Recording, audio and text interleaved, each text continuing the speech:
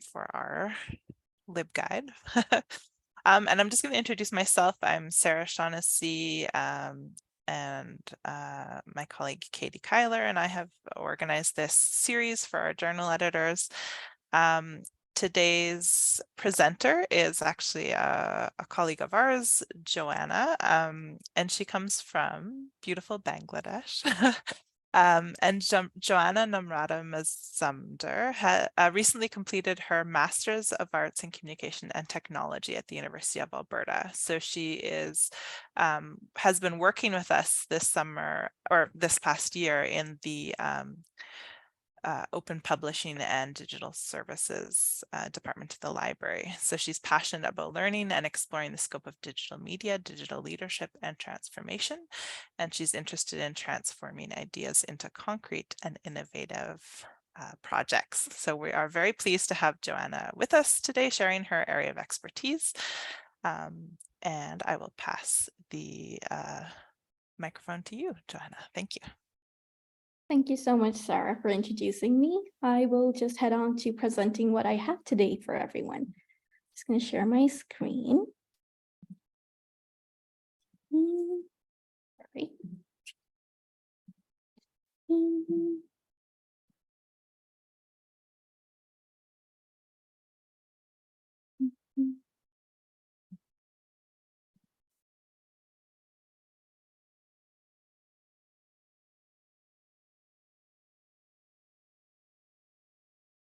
Not sure if everyone can see it. Just a thumbs up. Yeah, that looks good.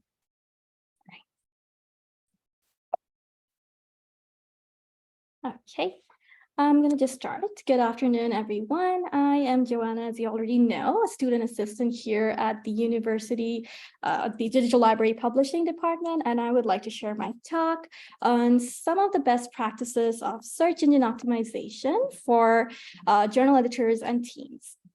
I will just delve into my presentation by starting on what is SEO. SEO is search engine optimization, and it refers to a technique that helps website rank higher in search results and make your website more visible to people. Here's a definition of it. SEO is simply the process of attempting to improve a web page's search engine ranking. Now, before moving on to the presentation, I would like to share why is it important and how does it work.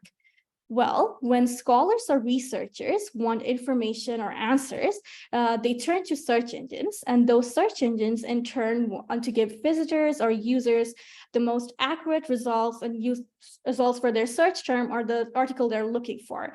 And a good use of SEO will make the journal appear in the relevant search results. Therefore, the cornerstone to becoming visible online is one of the reasons why SEO is important. Secondly, click-through rate is, of course, very important. If thousands of hundreds of people are searching the articles and no one is clicking on it because it's not matching the title or matching their search word, it's a wasted effort. So therefore, to make sure that SEO is to make sure that people are clicking on the articles or seeing your journal, SEO is important in determining the keywords or the correct keywords. And finally, when the journal is appearing on the search results and people are clicking on it, it becomes more popular and discoverable. So people will cite, read, and share the journal more because of the good SEO practices. And this all can be done by improving metadata, one of the fundamentals of SEO. Metadata actually summarizes the basic information about your data, which includes the journal title, the author names, the date published, and so on. And some of the unstructured metadata information would be the pictures or the downloaded links or the statistical information in the articles itself. However, writing the metadata can sometimes be not like navigating a minefield. So in the next few slides, we will discover some good practices that everyone can use to incorporate proper metadata. As we already learned, journal teams need to incorporate the standards of search engine optimization in their metadata of publication to be discovered, read, and cited. Therefore, metadata should be descriptive and accurate for articles and journals discoverability. And there are different types of metadata. We will start with the title level metadata. Over here, you can see that there are two parts in the title level metadata, the journal's identity and the publishing details.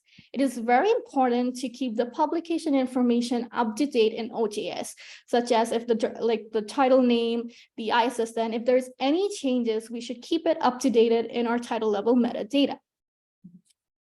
Further, having an elaborate and detail about the journal section can also contribute towards the discoverability. Journal editors can use the About the Journal page to express details about what they want the authors, readers, and users coming into the journal to know. And having a detailed and elaborate journal description about the journal description is helping the search engine optimization, as well as helping the users navigate the journal itself. Sometimes we miss out on different information, such as the plagiarism information on the open access. So having it in sections or subsections in more clear and concise way would help the search engine optimizations very well. And then next comes the issues level metadata.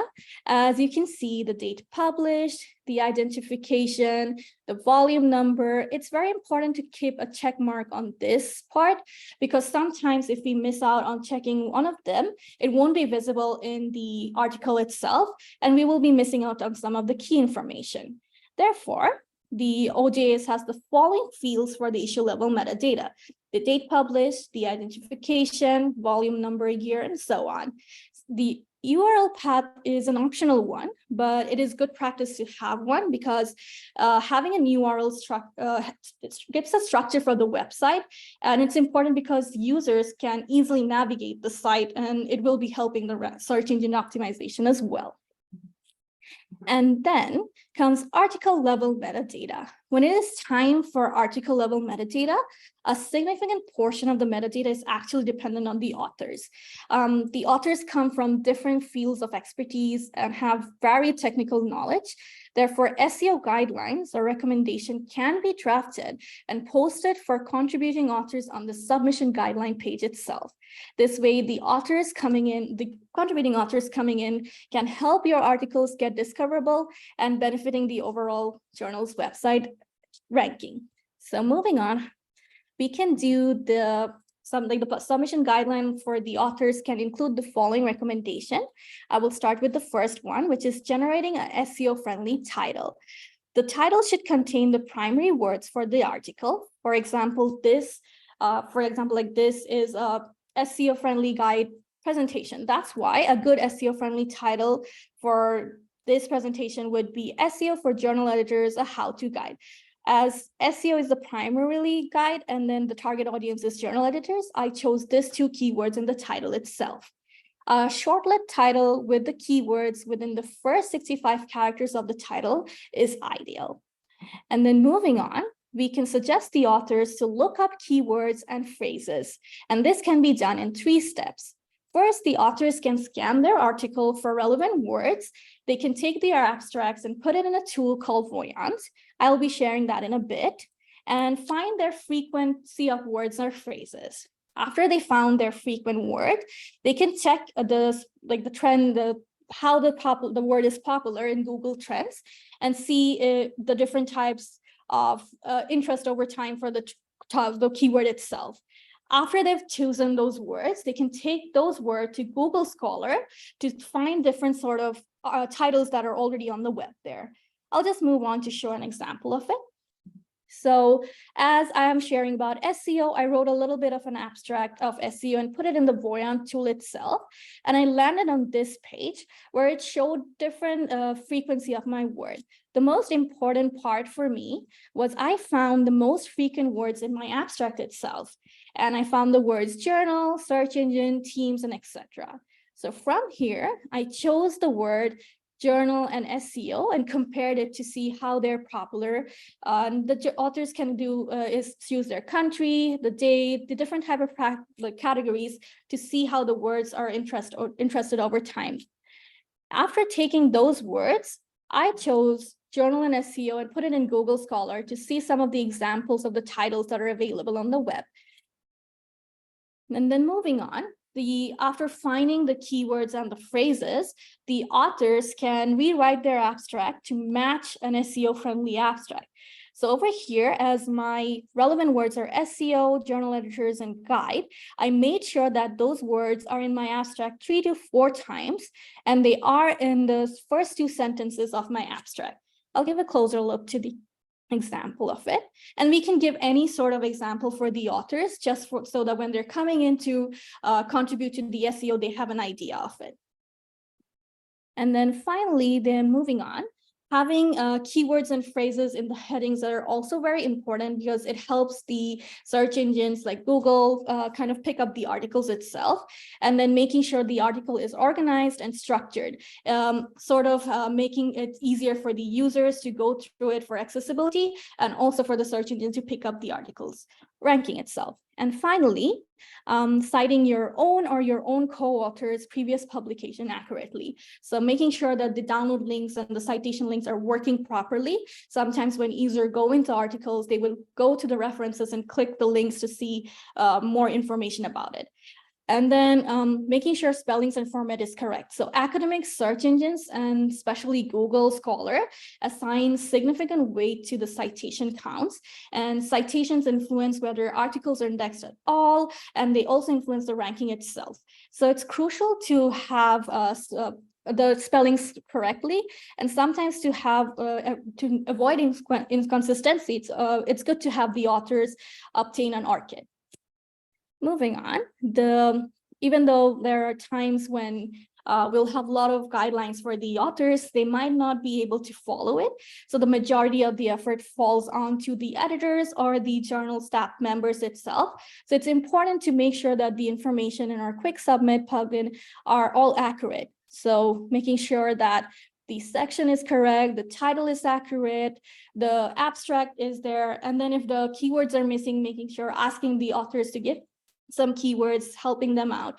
It's very important for the SEO to have all those. And then before publication, the other thing that we can do is incorporate a rolling publication model. So journals can post content as soon as it's ready, instead of waiting for articles to compile for an issue for publication.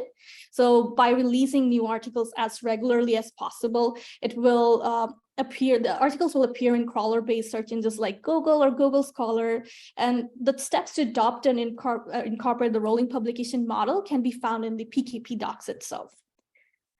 And then after publication, there are 2 steps we can do. One is sharing on social media for better SEO optimization, and the other to check our results, we can enable Google Analytics public plugin.